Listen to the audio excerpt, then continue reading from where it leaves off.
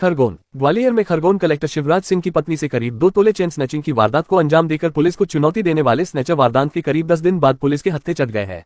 5 सदस्यीय शातिर chain snatcher गिरोह के 2 सदस्यों के साथ चोरी की चेन खरीदने वाले सुनार को भी पुलिस ने गिरफ्तार किया है। सुनार से चोरी की चेन बरामद हुई है, साथ ही वारदात में इस्तेमाल की गई बाइक भी जब्त की। पुलिस 3 अन्य आरोपियों की तलाश कर रही है।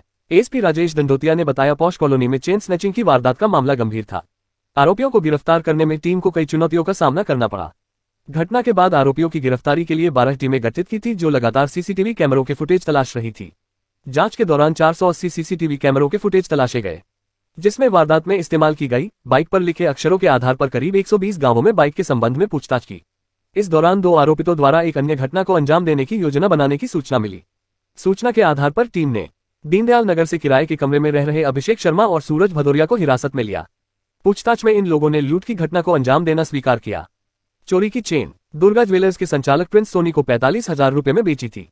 पुलिस ने ज्वेलर को भी गिरफ्तार कर लिया है, जबकि उनके 3 साथी मनीष, रामवीर और अरुण नौकरी के सिलसिले में दिल्ली गए हैं। खास बात यह है कि लूट की रकम का अभी तक बंटवारा नहीं हो सका है। सर, किस तरीके का केस हुआ है चैन का? जो ये 2 तारीख की रिपोर्ट 2 तारीख को फरियादी है, जो कि श्रीमती पुष्पा सिंह है, जो कि विंडसर की रहने वाली है। उनके द्वारा बताया गया कि तो रोजाना की तरह मॉर्निंग वॉक पर सुबह 6 बजे निकली वो, और लगभग 6:40 पे एमपी सिटी के सामने एक लड़के ने उनकी चेन खींची, दौड़ता हुआ 70-80 मीटर गया। वहाँ पर एक व्यक्ति और खड़ा हुआ था, जो मोटरसाइकिल से खड़ा हुआ था, उसके साथ बैठकर वो भाग गया। इस आधार पर थाना यूनिवर्सिटी में आईपी सेक्शन 392 के तहत केस रजिस्टर किया कर इन्वेस्टिगेशन में लिया गया।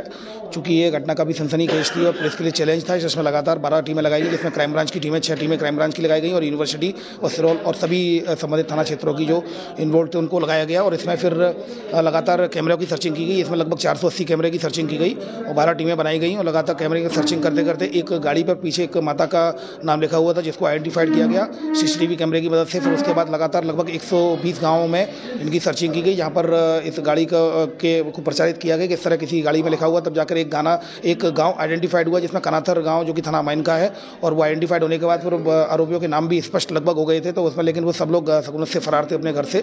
तो लेकिन लगातार टीमें काम कर रही थी। तभी डीनगर के पास से सूचना मिली कि वो एक और वारदात कर सकते हैं। तो इसमें एक मोटरसाइकिल पर 2 व्यक्ति हैं, जो कि इन्होंने लूट की वारदात की थी। मुखबिर की सूचना पर घेराबंदी की जाकर जब उन्होंने मोटरसाइकिल को रोका गया, जो एचएफ डीलक्स थी, उनको पकड़ा गया। दोनों व्यक्तियों को हिरासत में लिया गया। उनके द्वारा अपना जुर्म एक्सेप्ट कर लिया। उनके द्वारा बताया गया कि कुल 5 लोग थे 2 मोटरसाइकिलों में, जिनके द्वारा ये वारदात की गई। एक स्प्लेंडर थी और एक एचएफ डीलक्स थी। और इन्होंने वारदात करने के बाद वो जो लूटी हुई चैन है, उसको गोले के मंदिर में एक सुनार है, उसके पास बेचा था दुर्गा ज्वेलर्स के नाम से। तो उसमें तत्काल सुनार के पास गया। सुनार ने अपना जुर्म कबूल कर लिया।